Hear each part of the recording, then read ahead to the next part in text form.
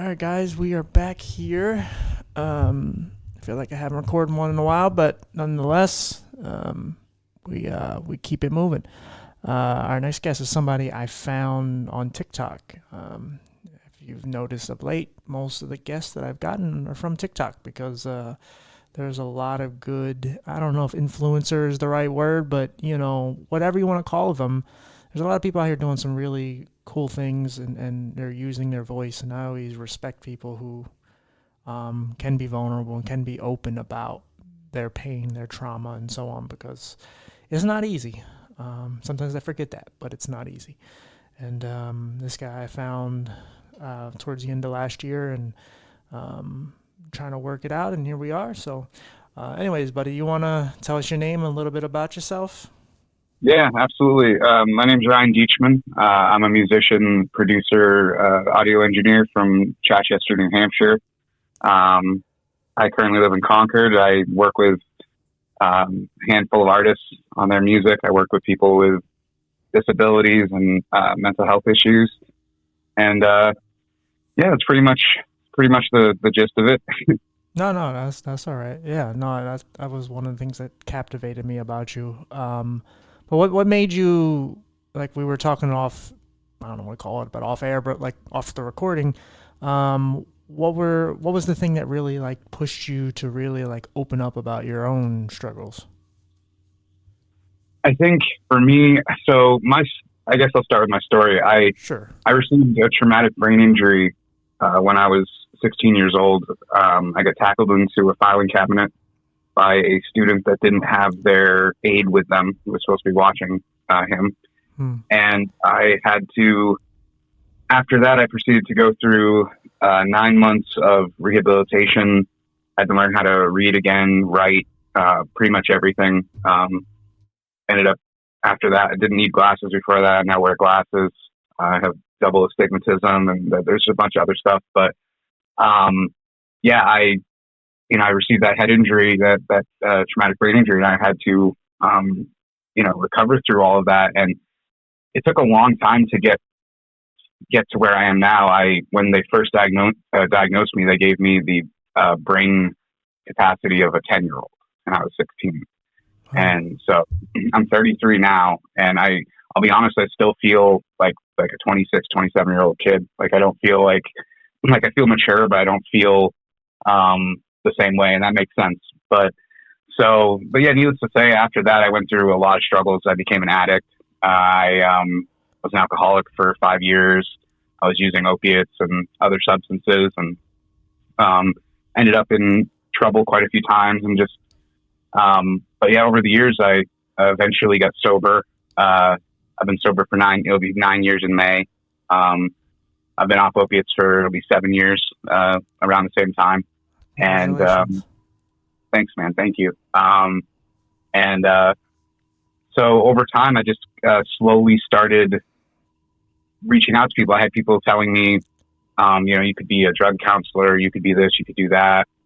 And wasn't really for me. And so I eventually just started helping my friends and reaching out to people that I believed in musically, who I knew were struggling or knew needed help or guidance in this industry. And it just kind of blossomed from there. And now it's just one of those things where I find my people, and that's how it is. And so it's just kind of a beautiful thing. No, absolutely. And one of the things you said, well, you said a lot, but one of the things you said about like maturity and just how you feel is, I don't know. And again, I have never had a traumatic brain injury. I have a few friends that have had them, and they affect everybody differently.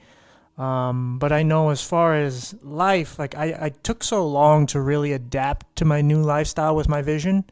And it happened to me when I was 4, and I was just a kid, but most of my childhood was taken from me because of being in the hospital and just surgeries and all these things. And then I went through a lot of abuse, physically, sexually, whatever. And from that, like, when I finally was officially an adult, it was like, oh, wait, I never really got to live. So I still feel like a child, or still feel at least like a teenager, if anything. And there's still parts of me that feel that way. And again, like I said, I don't know if it's yours could be specifically because of the actual brain injury, but I can kind of relate to it because there's moments where it's just like, man, I mean, one, being an adult sucks because there's so many more responsibilities, but at the same time, like, you know, I'm happy that I am old enough to be able to do what I want and live on my own and yada yada yada. But there's these times where I'm like, man, like I just wish I could just go back to being a kid. Yeah, yeah, I can relate with that too, and I think it's partially what it is too is I missed out on so much of my childhood. I missed out on my teen years. I didn't get to go to prom. I didn't get to live that. I missed out on all of that, and my young adult age was I was still recovering, and so yeah, that's part of it too. Maybe a little bit of PTSD as well from it all, but I think yeah, no, that's really an interesting perspective. Yeah, Yeah. I mean, I always try to find the parallels and correlations to anybody that I talk to because I feel like no matter where you're from, or what your background is or whatever, what you've been through, I feel like we all have some similarities because we are the same species. And it's like, I think in this world nowadays, we try to find so many ways to saying someone is different from you and act like that's a bad thing. But it's like we forget all the similarities we have and things that connect us. But it's just like, oh, you have a different color skin or whatever it is that people are bitching about that day. It's like, oh, you vote for that side, so I can't talk to you. It's like, Right. but how do we make progress? Oh, we don't, because we just argue and yell at each other from half across the room. Nice. Right. So no, it's like, just because I've never had a traumatic brain injury, you've never had a vision problem, there's still ways you can connect it in with a lot of similarities. Absolutely. Yeah. I think when it comes to disabilities in general, I think especially like the stigma side of it is one of the biggest things. I talk to people all the time about this. About they come to me with these stories of, oh, my grandma doesn't understand what I'm doing. She thinks I'm crazy. And I'm just like, well, I don't think you're crazy. I think, this is what you want to do. One of my buddies came to me and he was saying he wanted to make a company and do all this stuff. And she was like, oh, he's autistic. He can't do that. And like, she made a big deal at dinner. And it's like, hey, that's, he can do whatever he wants. It doesn't matter what your disability is. It doesn't matter. I see people, do things that are phenomenal all the time that have disabilities. Sure. I mean, it's incredible, actually. I feel like, honestly, a lot of us who are disabled tend to push ourselves more because we feel like, just the society sees us as a deficit or a burden. And for us, yeah, it's like, hey, this is, we got to show that we have value, Absolutely. Yeah. That's where the disability advocate that has come out in me, because I mean, I advocate for mental health and disability, even though I consider mental health a disability, but more mental illness. I mean, I think we all have some form of mental health, but no, man, it's something that I've been talking about on some of my videos of late.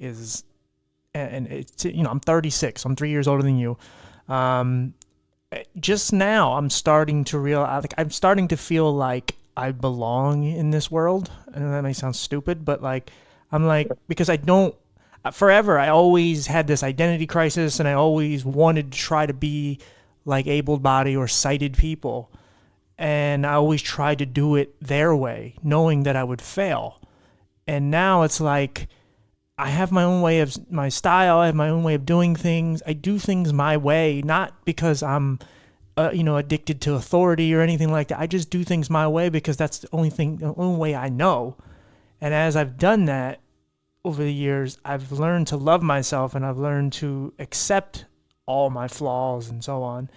And I've just been like, and again, don't get me wrong, I still have insecurities out the ass. But I now, for the first time in my entire life, where I'm like, you know what, like, yeah, I have a vision problem and so on, but at the end of the day, I am TJ, and all those other things are a part of me. I'm not ashamed of having mental health. I'm not ashamed of having a vision problem. I'm not ashamed of going through all the stuff that I've gone through in my life, but they're just a part of me. They're not, I always tell people, like, no one can call me blind TJ or mentally ill TJ, because you would look silly, because I am a person and I've found my identity. I'm still working on it, but nonetheless, it's for the first time. I really do feel like I I matter and I belong in this world, if that makes sense. Yeah, absolutely. And I think, strangely, I feel I give a lot of that to social media, even though social media has its negatives, and I talk about that all the time. But I believe that with social media, it allows you to see your people and know that you belong. And when you see people not only being accepted, but being loved, genuinely loved and cared for by their communities online, it makes you realize that you aren't alone. And maybe you have some negativity in your life and there's people around you who judge you or put you down, but those people have no power over you. And the people who are going to support you and build you up are the people who you need to keep in your corner. Yeah, for And, sure. yeah, and that's something that's takes a long time to understand, and that's why I feel like a lot of I work with a lot of younger artists, and they struggle with that mindset. They want to prove something to everyone. They want to prove that they're the best at their whatever they're doing. If they're a guitarist or if they're a rapper or whatever, they want to be the best, and they want to prove it to their family or they want to prove it to someone. And the reality is, you just have to prove it to yourself. You do it for you first. There's a Rick Rubin quote about, we make music for ourselves so that then we can give it to the world. Yeah. And the same thing goes for us in general. We have to make sure we take care of ourselves so we can give a part of us to everyone around. We're all a piece of everyone around us. We learn from everyone around us. We grow from everyone around us, and they grow from us. And we carry all of our experiences and all of our memories on to other people. And that's the beauty of being human. And it's hard for a lot of these younger kids to realize that, especially once they get into 25, 26 years old. That's when real life hits, and being an adult is really, that's right there. And these kids, they just don't know. They think like, oh, I'm 18. When they turn 18, I'm an adult, and they don't realize that all the tough stuff happens after your brain fully develops after you're 25. Yeah. And all that tough thinking happens. Our brains don't fully seal until we're, I think, somewhere in our 50s, and so we're always like growing and changing and shedding cells, and we I wish we were taught that in school. I wish we were taught in school that there was time, because I rushed through a lot of my life thinking that there wasn't. Yeah. And so, yeah, that's what I try to teach people is just take your time. You're so young. You're incredibly young. I try to use the mindset of, how many years did you go to school? Did you go to school for 14 years? Was it, the normal 12 years in like kindergarten and pre-K or something? Either way, you went to school for all that time, and then you became an adult. You've only had a few years outside of that confinement and that world that we were forced into. You really haven't lived any life comparative. And I try to tell people that, like, oh, you're 25. Okay. So you're really only like 14 or, 13. You really haven't lived as an adult. So, take your time.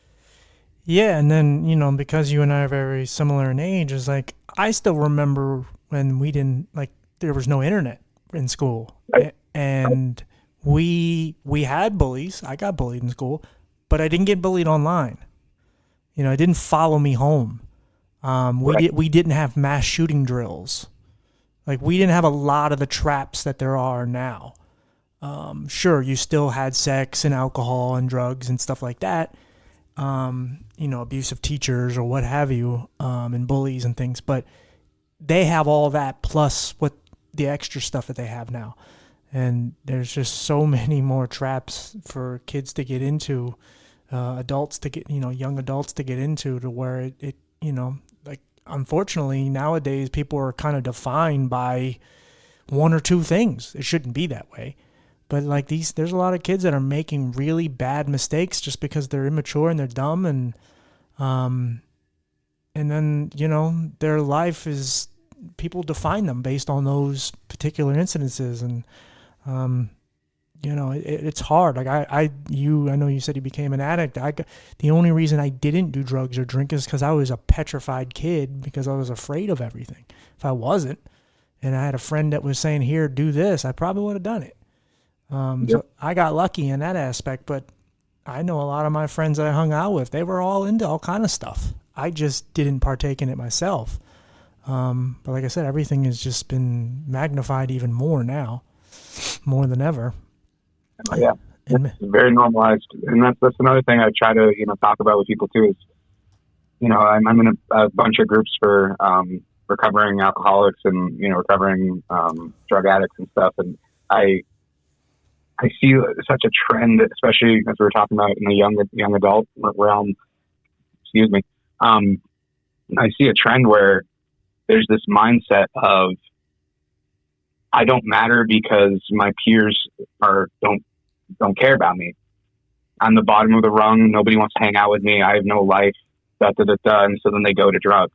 It's like, oh, this is my friend. I can just pop a Xanax and I feel good.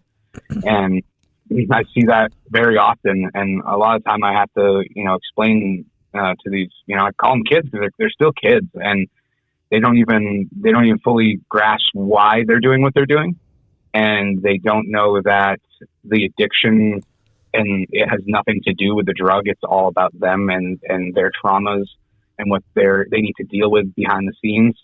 And that's such a tough wake up call for people to understand that addiction isn't actually the drug. It's you. You're hiding something. You can't handle something that happened in your life, so you use a substance. It doesn't have to be, like alcohol or drugs. It could be anything. People, play video games for 9 hours a day. yeah, I've done it. I've been there. Some people, they eat. Some people go shopping. You get their nails done every day or something. We have a problem, especially in our country, where we tend to not fix issues through community. We hide away and struggle alone, and it's apparently supposed to make you strong. We represent. I see it all the time on social media. It's like, oh, just man up, man through it, do it on your own. Nobody's going to come help you. Nobody's going to save you. And it's like that is the worst thing you can say to somebody who's struggling with addiction, struggling with mental health issues. There are plenty of people who are willing to save you. It's just you've been surrounded by so many fake people who aren't empathetic, and you don't understand that there's a whole group of people that exist that really do care. And, so. No, I hear you. But I mean, hell, you spend half your day telling yourself you're no good and that you're weak, and you forget how strong you actually are. Like I'm weak. I suck. I'm ugly. I'm all these things. And you forget, like, every day you get up out of bed knowing that you still feel some of these things about yourself, whether they're valid or not. You still get up, you still go to work, you still shower, still pay your bills, you still do all these things. And it may not seem like it's, some major thing that you're accomplishing because you are always in comparison to other people, but you don't know what they're going through. They may not have half the things on their plate that you do. And it's like I've tried to remind myself that more of late. Just, yeah, man, this may suck or that may not be what you want it to be, but stop beating yourself up so much because, yeah, it could be better, but it could be worse too. And, look how many things you've come back from. Look how resilient you are, and that's why I love kind of what you do, what I do, why I believe it's so necessary, important, is we don't really hide anything. At least I haven't seen all your videos, but I remove any walls. I'm just like, here, this is me on a sad day. This is me on an angry day. And again, they happen very seldomly, but I'm not just going to show you that I'm happy, because if I'm going to show you my mental health journey, that's not fair. I'm only showing you what I want you to see. I want you to see but for me, I want you to see all of it, because this is real life. I thrive and I struggle. And that's my life. And it probably will always be like that, but it has gotten better as time has moved on. Absolutely. Yeah, absolutely. And I that's one thing I've learned is over the last 3 or 4 years, especially, is I was so hidden about everything. I didn't want people to know I was struggling. People would always be like, why is he never going down to karaoke? And why is he never doing this? And people had no clue that not only did I have a traumatic brain injury, but I have, 6 major physical injuries that I struggle with every day. And it's, I played every sport when I was a kid. pretty much everything I get into for 10 plus years, and just did a number on my body, and then but anyway, I try to. Oh man, I lost my train of thought. It's okay. I It's okay. apologize. No, I do it all the time. Yeah. Brain fog is a bitch. Yeah. What were we talking about? Let me see if we can rewind it here. I was just talking about how, I was reminding myself that, how strong I am, and just how important our content is. Okay. Yeah. Yep. Sorry. Brain fog is a bitch.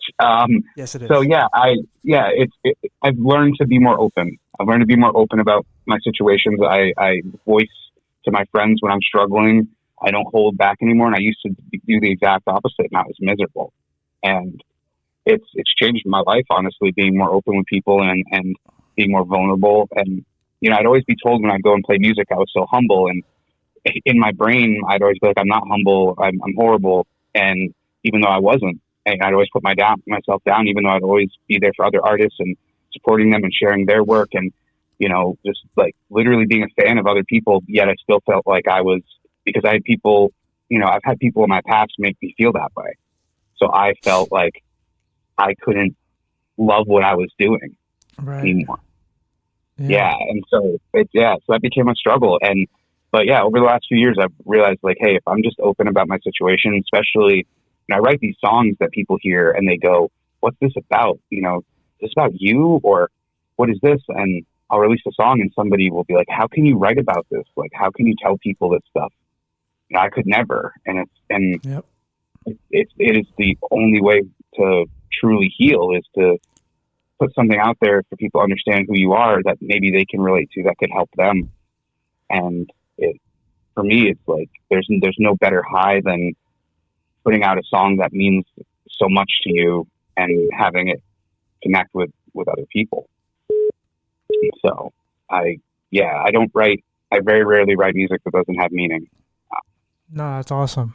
I had a guy on who, I'm trying to remember what his disability. He just has really severe mental illness, and he raps, and he talks about all that. He just talks about his personal struggles.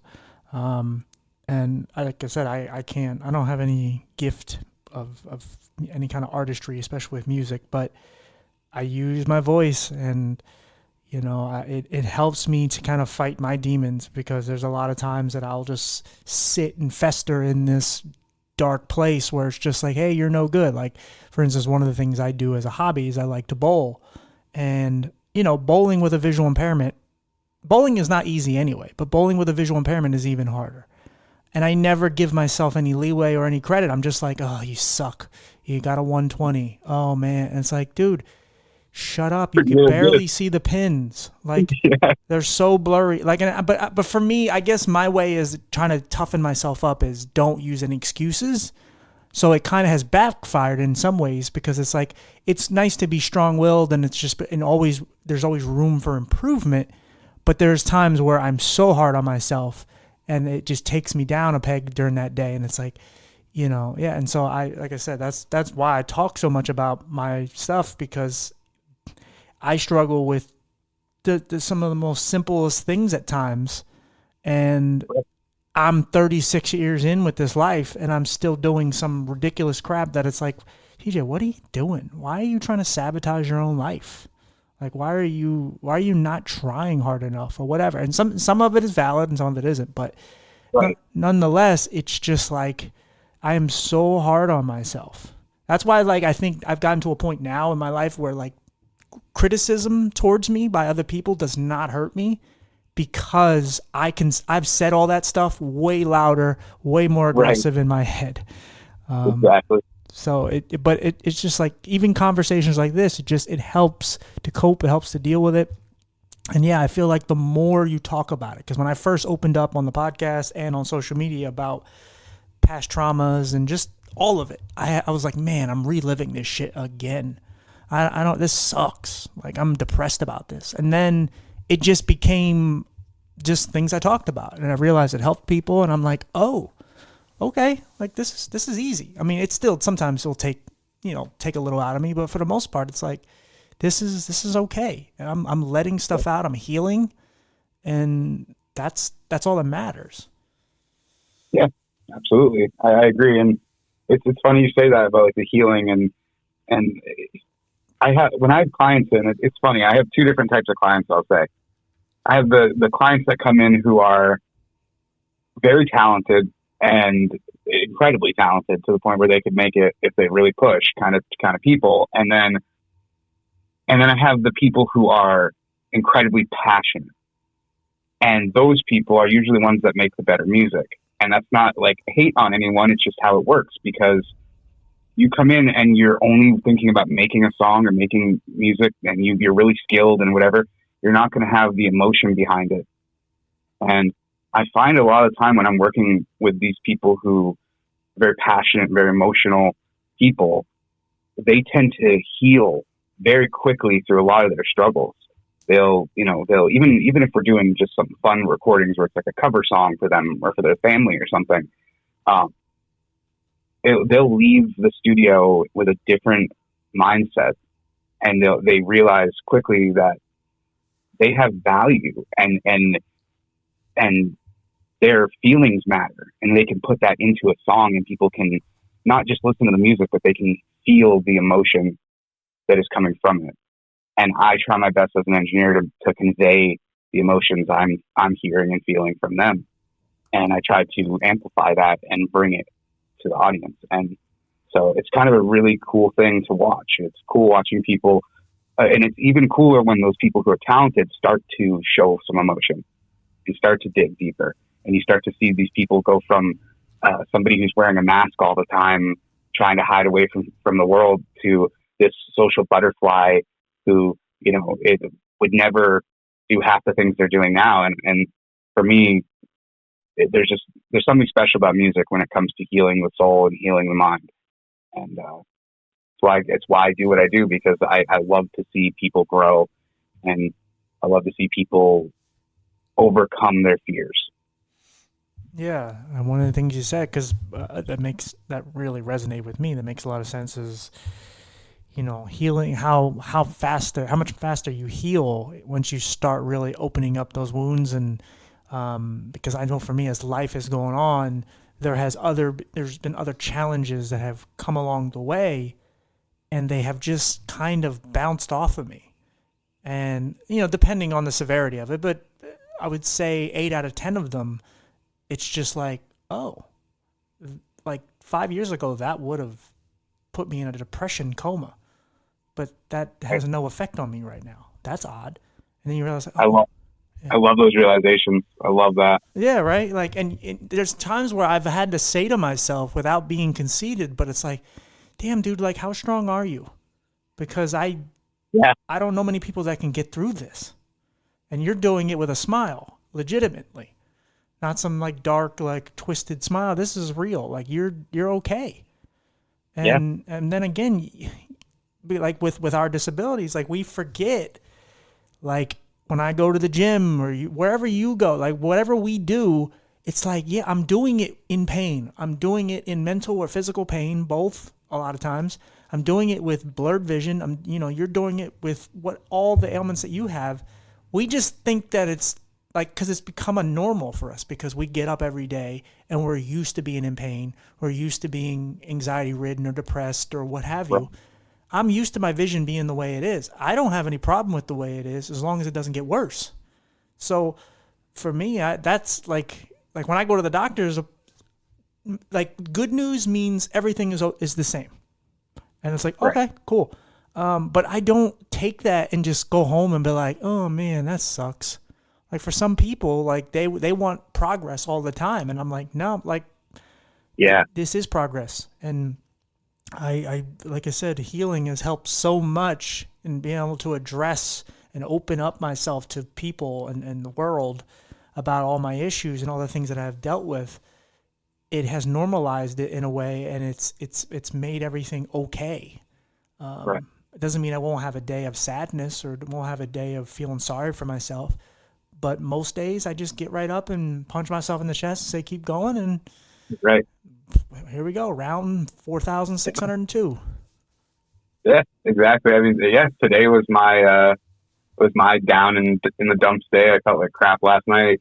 Woke up, felt depressed, and I was slow to get going. And my dog came running out, and she was just like, "Hey, gotta go outside." And that just her coming out and needing me, gets me going. I go and do what I need to do, and then come back up, and I'm still feeling like crap. And I'm like, what? I need to make a video, and I make that video and I post it, and then it's like sometimes you have to it's funny because like the beginning of the video, even I went and looked back at my video and I seemed kind of sad at the beginning of the video, and then midway through the video I back to me again. It's like, wow, that's crazy how something that happened to my friend impacted me that much, and I didn't know that was what was putting me down, was that my friend was upset.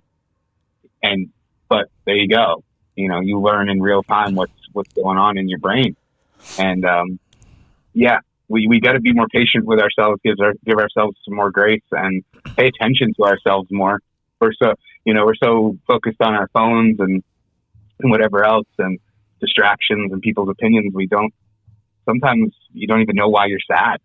Sometimes you don't even know what you're going through in the moment. But Yeah. Well, we have these like visions in our head that what we want. Like I just like lost my job. I'll be okay. I'll find another one. But in my head, I'm like, oh, I want this. Like, I would love my TikTok to blow up or whatever, YouTube channel to blow up, and I can make money off of that. But it's like, you want that to happen overnight. But it's like, when you work for it and it all just slowly happens, even though that we hate to be patient, but it's the journey that really makes everything worth it.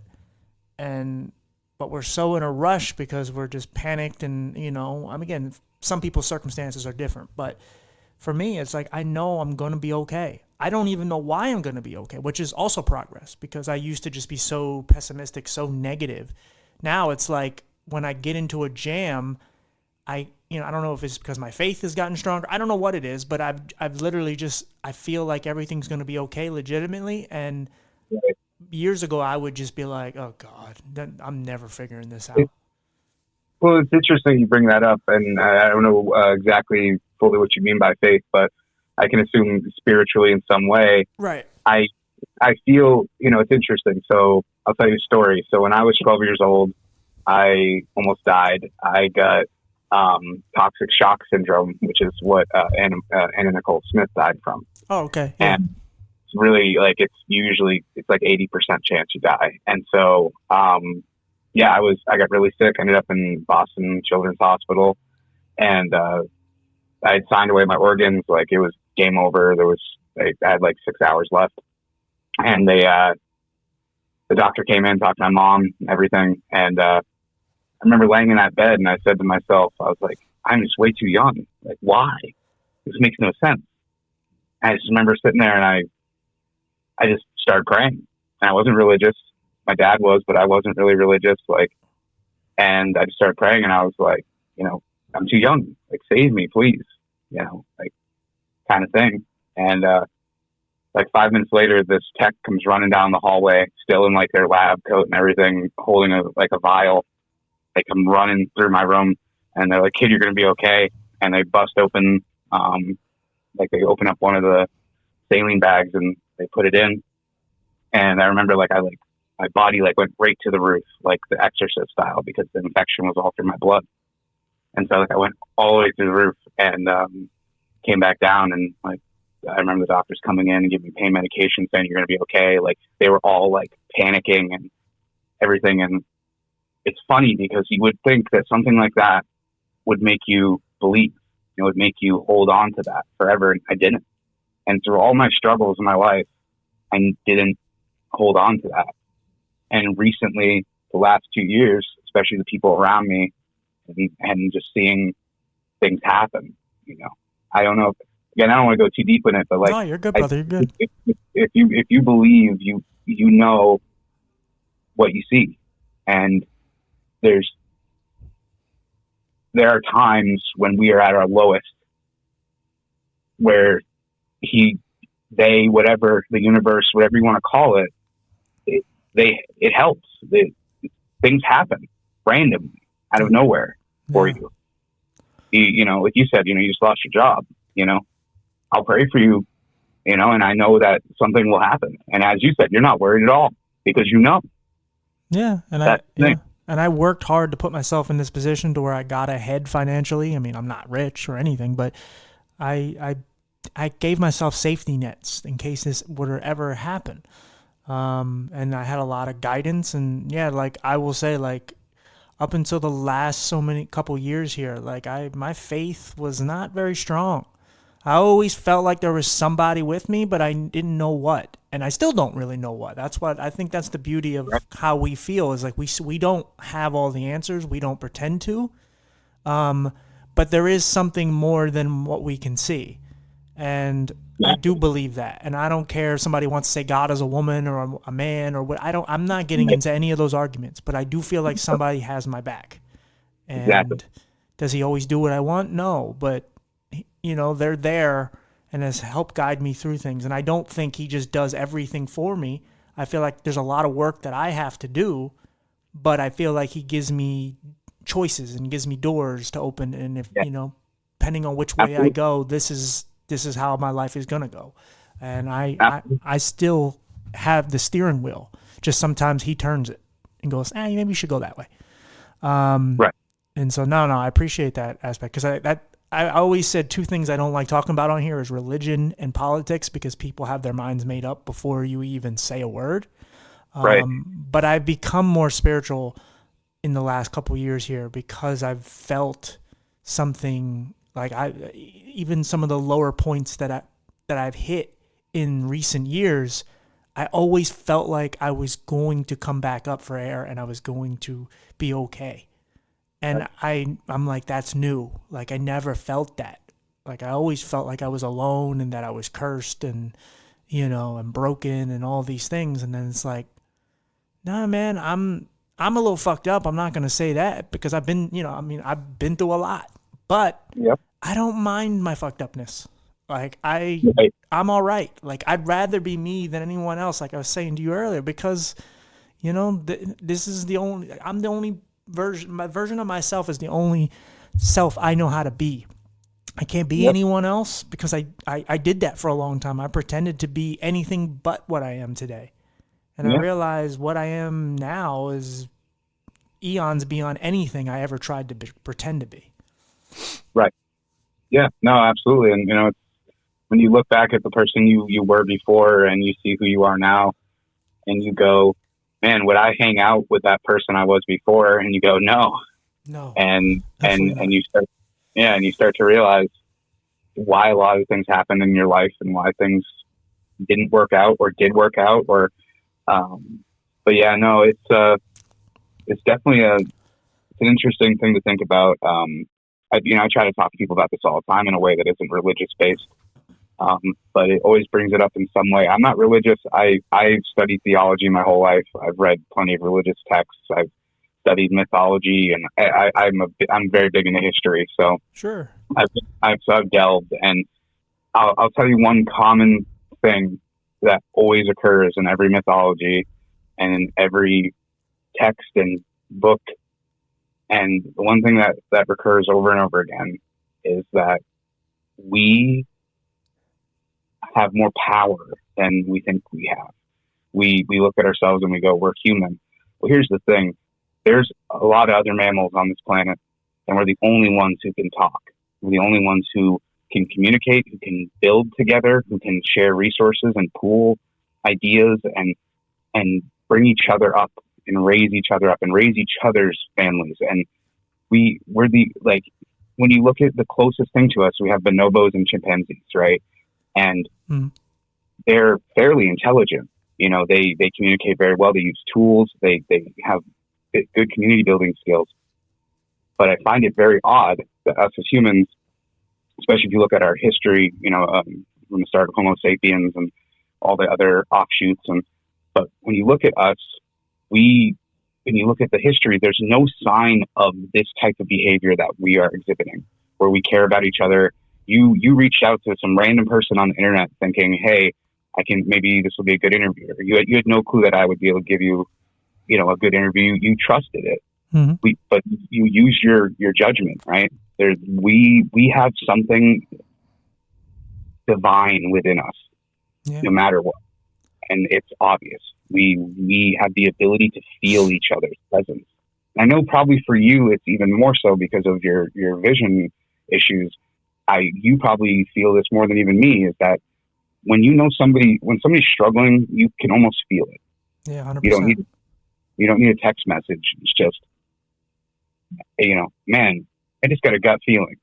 We get those weird feelings, and I feel like, especially people who are disabled, we lose something, but we gain something else, and we unlock a little piece of something that maybe the normal person doesn't have. Um, I feel that, I really do, and I see it. I see everybody has their own different things that they've unlocked based off of their disability.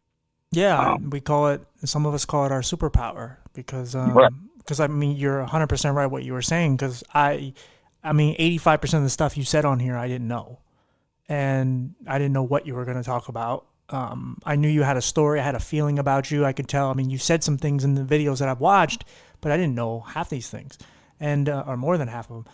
And I get a sense about people. Like there's a lot of people that I just start talking to, and I just see a video they post, and I'll direct message them, say, hey, like you look nice today, or whatever the hell, and then they'll be like, hey, yeah, I'm just struggling with mental health, and that's not what their video was about. I'm just like, oh shit, I found a person who's struggling. I can help them.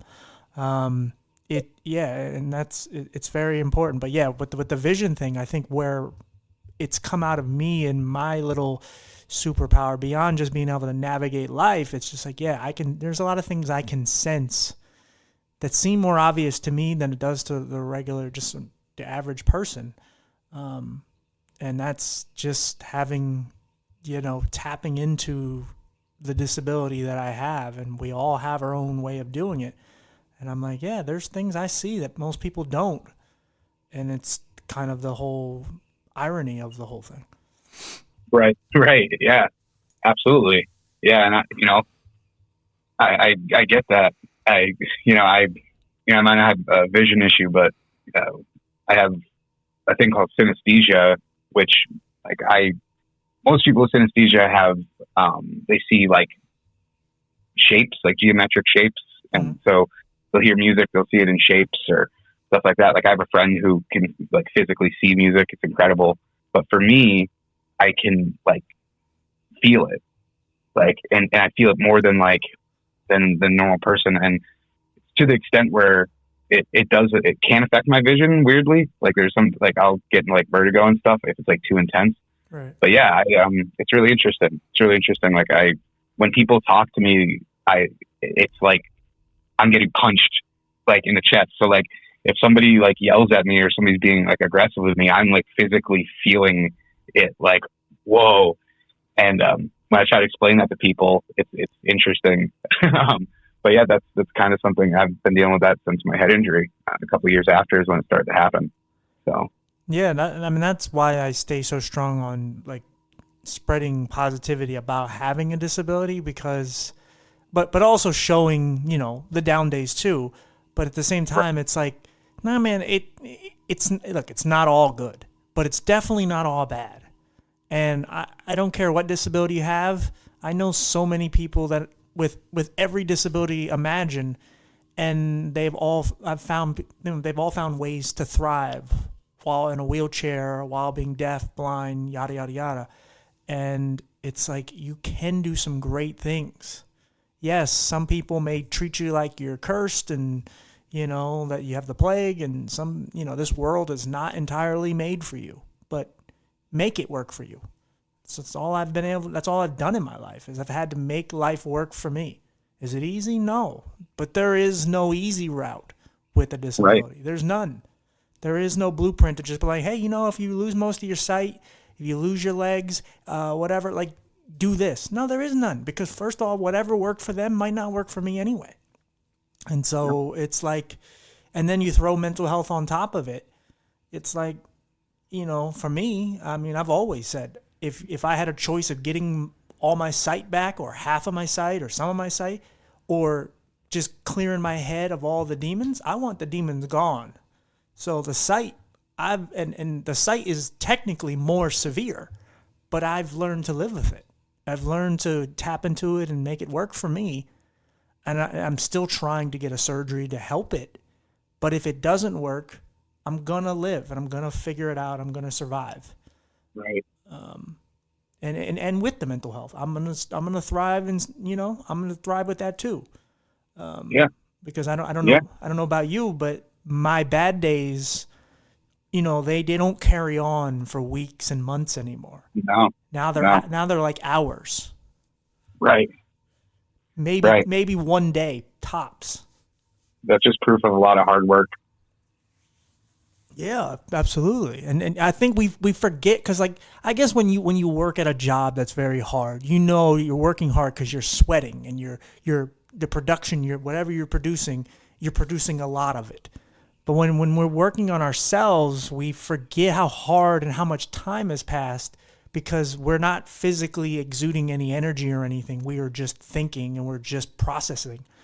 But we forget how many days we've had to punch ourselves in the chest when we were just like, I don't want to live. I don't want to eat. I don't want to do whatever. And you just say, shut up, go to work, bathe yourself, do the things that you don't want to do. And we're just going to do it, and we're going to keep it moving. And then then weeks go by and you're like, man, like I got through that. And Yeah. that was another storm that I weathered. And it's another badge of honor that I can stick to myself and go, man, you made it through that as well. But look how quickly you bounce back from it. Whereas if this was in your prime of your mental illness, where you were suicidal, this would have probably killed you. And now Yeah. you take it on the chin, and you just grit your teeth and you keep going. Yeah, absolutely. Yeah. I mean, last year, so I hadn't worked a real job for a while. I'd been doing like side jobs and, just being a musician and making money and where I could. But I last year decided to take a step forward because I felt like I was doing better. I'd lost a bunch of weight. I was like hiking and all this different stuff. And I just felt like I was ready. And so I got a job as a dishwasher, and I loved it. Absolutely loved it. I was good at my job. I loved my team, in the kitchen, and I loved what I was doing. And I ended up getting injured 2 weeks in. I ended up slipping and falling underneath like one of our stations that hold all of our pots and pans. And I had like 30 pounds of pots and pans, 30 plus pounds of pots and pans in my hand. And I ended up just messing myself up bad. We didn't know what was going on. I went to the doctor, said it was pectoral tear. It wasn't. Go to another doctor, it's my bicep. It wasn't.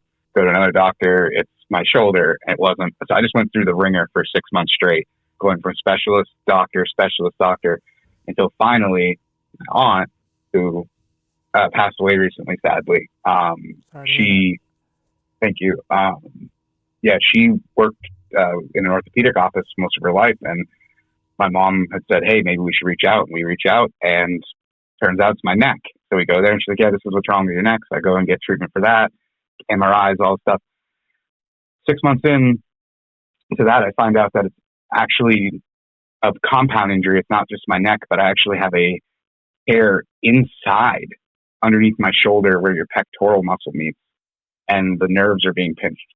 So for 6 months, I lost my job, lost all my gigs I built for 3 or 4 years with my music, lost all my benefits because of the money I was making from my job. And I think you saw that in the video. You might have seen that video.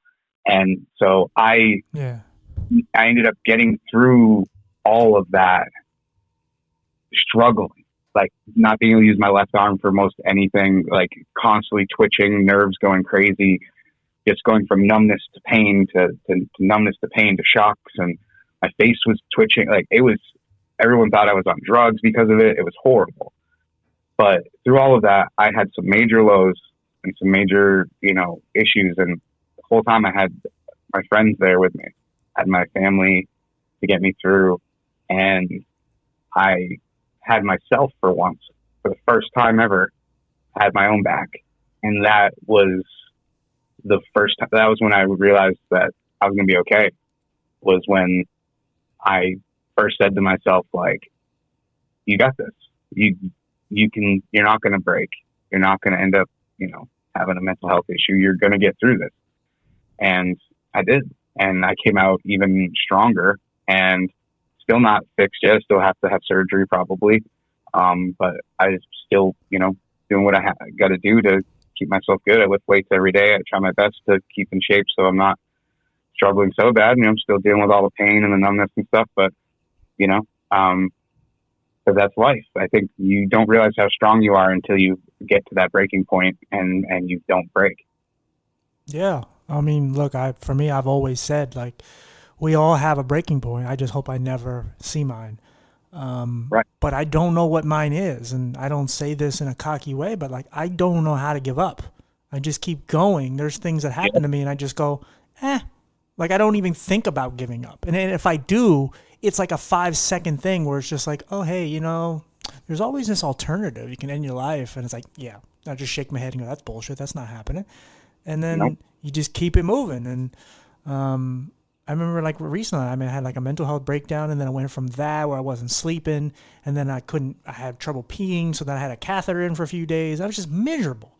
And, but like, I remembered like once the catheter came out and just like, I was like, I still wasn't entirely right. Like I could pee now, but I could, like, my sleep wasn't perfect. Anxiety was still there, not as bad. But I'm like, hey, my anxiety's a 4. It's not an 8. This catheter's not in, and I'm just like uplifting myself as the other side of me is just like, hey, you suck. And I'm like, hey, wait a minute, the good side's actually winning for once. Because I'm like, this is like, it's always that cartoon angel and devil just going back and forth with each other. And I'm like, this makes a lot of sense. And I'm all right. I'm going to be okay. And I don't even like even with this job thing, I don't know what job is coming. I don't know what I'm doing next. I really don't. But I know I'm going to figure it out. And as a person who struggled with mental health and struggled with, imposter syndrome and all the things that we struggle with, I never in a million years would have thought I've gotten to this point and I would have been like, yeah, it's going to be okay. Yep. Because this actually happened 2 years ago where I got fired from a job. I just got laid off from this one, but I got fired from a job and I felt like the world was over. I'm like, I'll never find another job. Who's going to hire some visually impaired kid? And in 4 months, I found a new job. And now that really reaffirmed everything. And I'm like, I'll find something. I'll be all right. Like, I'm good. And so I learned. Well, and on top of that, I mean, you're helping people too while you're struggling. And it's just that I noticed that myself recently was like, there was this 1 week where I was really struggling. I wasn't sleeping, kind of like what you were talking about. I struggle with sleep all the time because my brain injury. But I wasn't sleeping very well. But I was still there for people. I even, my brother wasn't doing great. So I went up to him. We drove 100 miles to go see him. I brought him my old TV and some games and hung out with him and got him a Roku so he wasn't, alone, cause he's up there with my uncle. My aunt passed away and he's up there taking care of my uncle. And, he's just like, I love helping him and I love being here, but I need like my own time. And so I sacrificed, on no sleep. I was up for 32 hours and I went up there and did all that for him and then came back. And it's like, it's almost as if we know now that it's not going to benefit us to tear ourselves down or get into that zone. If anything, what's going to benefit us is helping other people, because that's just going to help us. We're going to end up learning new skills and learning from everyone around us. Yeah. Absolutely. I know that yeah, like I said, it's weird because our stories are very similar in a lot of ways, even though they're different in a lot of ways. But right. I've come to that realization recently too, where it's like, man, this is like the ultimate form of healing, is giving back and helping people while still struggling. Like, even though, because there was a period of time where when you have mental health for real, you're selfish. You don't give a shit about anyone else. Because you don't have time for anyone else because you're so in your own head. And you could feel so alone, and you could be in a room full of people and you hate yourself and you're just belittling yourself so bad to where it's like, I don't give a shit about people I really give a shit about. Like, I don't care. I don't care about them right now because right now I got to take care of me. Me. But then when you are able to heal properly, it's like, yeah, like even when I have bad days, now I just want to show them, not because I'm looking for attention, but because I want people to know that, like, hey, it's okay to have a day where you're sad. It's okay to be angry sometimes. It's okay to be frustrated.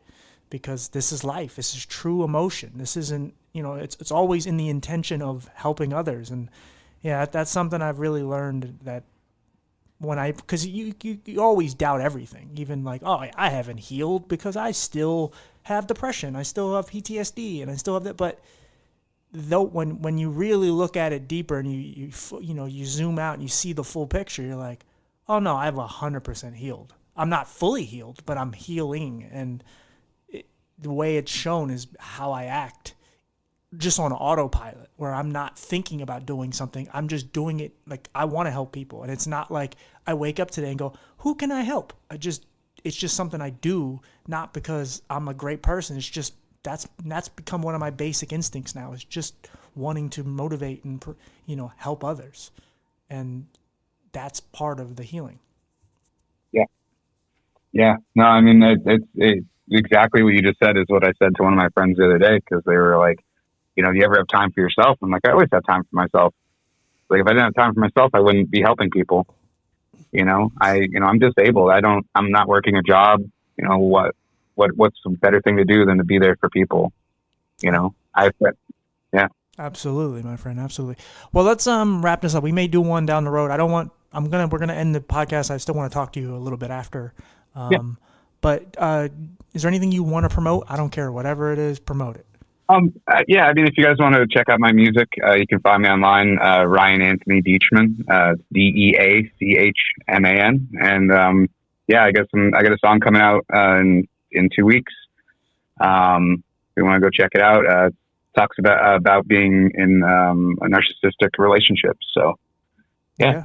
And, where can they find you? Like, let's say TikTok, where can they find you? I am, Deachy on TikTok with a 3 instead of a E. And you can find me on there. I'm gonna be posting some more stuff on there soon, and I plan on doing some live soon. So yeah. Awesome. Like I said, don't hang up, but I'm really thankful for you to come on. I really hope we can stay in touch and be friends, support each other.